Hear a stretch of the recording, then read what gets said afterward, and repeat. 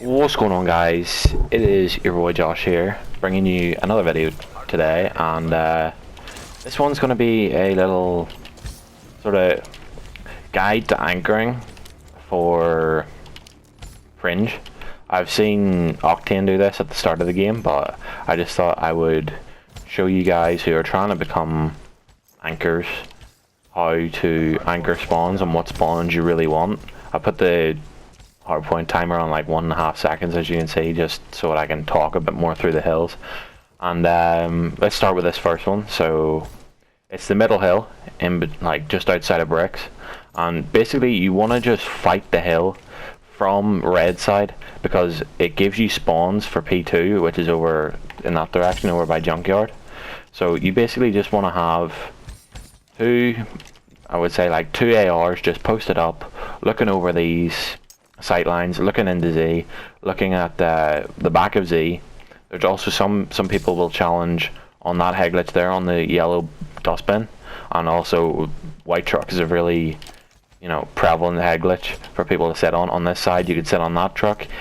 This par position right here is incredibly good, because if you can get an AR posted up into this, the team that are spawning out by juice truck basically feel like they have nowhere to go. You can also sit top red.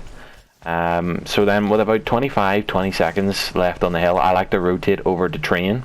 Just make sure that their AR players aren't flanking to try and get spawned. So you just want to check train, and then bring yourself back through mid, have a look at mid, maybe pick off a couple of people who are on that last hill, and then begin your rotation over to P2. This back truck here is probably the most sort of popular place to sit to hold spawns, because whenever you're here, you can literally only see about from the bottom of your say like the bottom or top of your nose up, so it's really hard for people to hit that. Most people will come and challenge along there. Also, sometimes if your teammates push up into 10 enough, it will actually spawn the other team over at the back of red, just there, which in which case they can either flank around here behind you, go through red, or come back through here. But you pretty much want to just sit and camp up on this truck and just try and pick off the other players as you can. I mean, some people believe it's better to play the hill from this side, from over by 10, because it gives you spawns for grannies, but I think that you can flood the hill more effectively from this side because of alley. I mean, you can have one person going along ground, another person wall running and jumping in, and you're halfway up in the air while you come into the hill. Sometimes the other team won't even see you.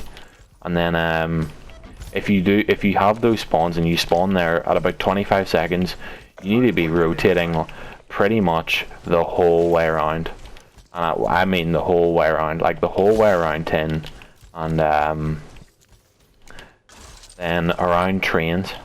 I said 10 there, I meant trains. So the whole way around trains. Usually there will be an AR from the other team posted up there. It's a really good spot to sit and just watch over mid. And then usually you'll get anchors sitting on any number of these head glitches. This one is one that I use a lot. There's also this one on these crates at the back, which pretty much gives you the same line of sight, only you can't really see what's going on over to the right of juice truck, which, you know. And then there's some people who will sit back here, and I really do not like people who sit here, because one, yes, they're incredibly hard to shoot, and yes, they make themselves like have an even better chance of winning the gunfight. But if somebody just pushes through juice truck and pushes into bottom, like you can't do anything about it. So usually you'll have one AR sat up here, posted up. You'll have another one sat watching 10, maybe even have somebody sitting here so they can watch as they come out of 10. You can actually see the cross to Z as well, and you can see them come through obviously this opening in the L wall. And that's pretty much the two spots you want to control on Granny's Hill, is juice truck or trains, and 10. And then moving on to the final hill, which is the train hill. I'm going to have to get in L for a bit here, so the time doesn't run out. Pretty much you just want to fight this hill as much as you can, but whenever you get like 2 dead on this hill, you really need to be pushing towards the other team. If they're spawning grannies, wall run. Just wall run at them. Literally, just push them out, because if you start pushing out this spawn, they end up spawning even further away. They either spawn out by back grannies, or they either spawn out over towards P2 and alley. So you just want to keep pushing at teams, just keep pushing out these cuts. If you can get somebody back red here, it'll spawn them all the way out over there, and it's like a 10-second rotation, which means that you get like a shit ton of time whenever you're able to spawn them there. Also, if they're spawning here, you want to try and get somebody pushed out on the other side of this juice truck, which is I think it needs to be said that this is a juice truck for oranges, not peaches. I don't get why American players call it peaches whenever it's clearly not peaches. It's fucking oranges. Please. That's just a little fucking thing that annoys me.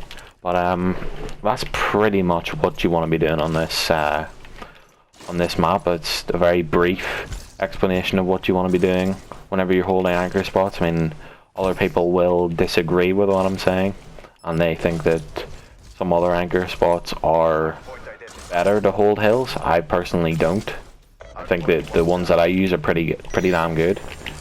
Obviously, I'm not the best anchor in the world. I'm not gonna have spawns 90% of the time, but you know, I do alright.